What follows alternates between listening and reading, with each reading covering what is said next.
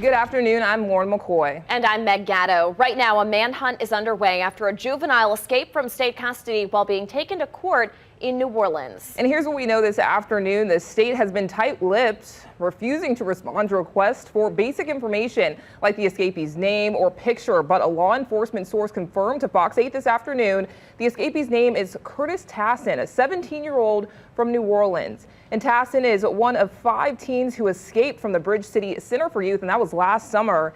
And in 2021, Tassin also escaped from the Swanson Correctional Facility near Monroe. New Orleans police said they're searching for Tassin after he escaped from a transport van here at the Juvenile Justice Intervention Center, and he reportedly escaped on foot. Tassin was being transported to and by the state's Office of Juvenile Justice from the Acadiana Center for Youth, and that's in St. Martinsville.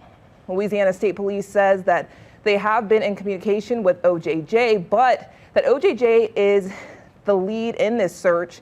And Attorney General Jeff Landry says this search shows the need for reform and transparency in the juvenile justice system.